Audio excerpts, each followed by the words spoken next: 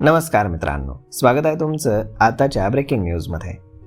मित्रांनो, महाराष्ट्राच्या दृष्टीनं अतिशय महत्त्वाच्या आणि अनेक वर्षांपासून रखडलेल्या एका राष्ट्रीय महामार्ग प्रकल्पाला अखेर गती मिळण्याची चिन्ह दिसून आली आहेत.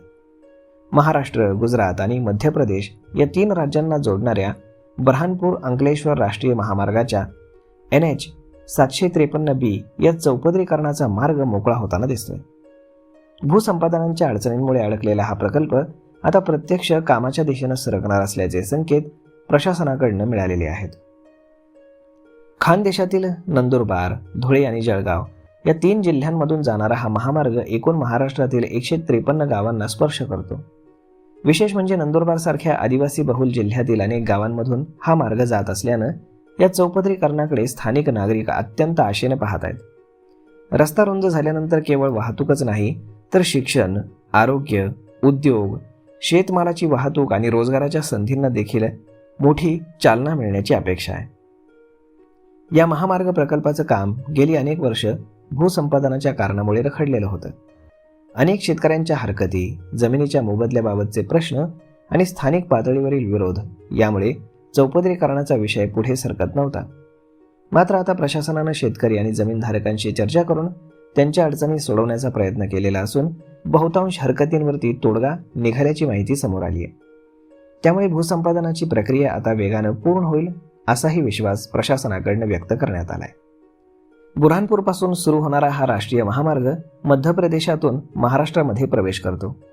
नंदुरबार जिल्ह्यातील तळोदा आणि शहादा, धुळे जिल्ह्यातील शिरपूर, जळगाव जिल्ह्यातील चोपडा, यावल, रावेर आणि मुक्ताईनगर परिसरातून पुढे जात तो गुजरातमधील अंकलेश्वरपर्यंत पोहोचतो.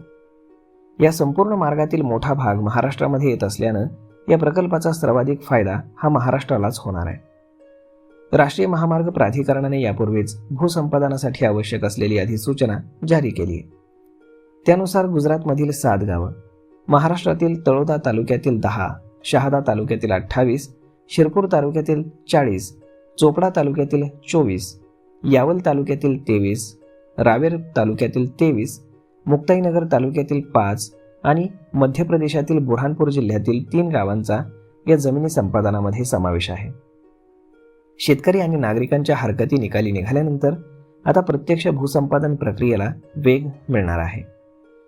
यावल तालुक्यातील फैजापूर विभागातील अधिकाऱ्यांनी दिलेल्या माहितीनुसार या महामार्गाच्या विस्तारीकरणासाठी फैजपूर, चिंचोली, कासरखेडे, डोनगाव, किनगाव, खुर्द बुद्रुक, किरडगाव, वाघोदे, साकळी, वडोरे, शिरसाड, वरवली बुद्रुक, चितोडा, सांगवी बुद्रुक, हिंगोणे आणि हंबर्डी या गावातील जमिनी संपादित केल्या जात आहेत. या जमिनींवरती पुढचे आदेश येईपर्यंत कुठलंही नवीन बांधकाम, झाडतोड किंवा मालकी हक्कात बदल करण्यास मनाई करण्यात आली आहे. हा महामार्ग पूर्ण झाल्यानंतर गुजरात, महाराष्ट्र आणि मध्य प्रदेश यांच्यातील दळणवळण अधिक वेगानं आणि सुरक्षित होणार आहे. शेतमाल बाजारपेठेमध्ये पोहोचण्याचा वेळ कमी होईल आणि पर्यटनाला चालना मिळेल आणि आजपर्यंत मागास राहिलेला भाग हा विकासाच्या मुख्य प्रवाहामध्ये येईल अशी अपेक्षा स्थानिक नागरिक व्यक्त करताना दिसत आहेत. अनेक वर्षांची प्रतीक्षा आता संपण्याच्या मार्गावर असल्यानं खानदेशामध्ये या महामार्गाकडे विकासाची नवीन दारं उघडणारा प्रकल्प म्हणून पाहिलं जात आहे. तर मग मित्रांनो, अशा पद्धतीनं महाराष्ट्रामध्ये हा नवीन हायवे जो होणार आहे यामध्ये 153 गावांना एकूण फायदा होणार आहे. तर मग मित्रांनो, अशा पद्धतीने हा व्हिडिओ, ही माहिती तुम्हाला कशी वाटली हे तुम्ही आम्हाला कमेंट करून नक्कीच सांगा. आणि जर आवडली असेल तर आपल्या जवळच्या मित्रमंडळींसोबत देखील हा व्हिडिओ तुम्ही शेअर करायला विसरू नका. धन्यवाद.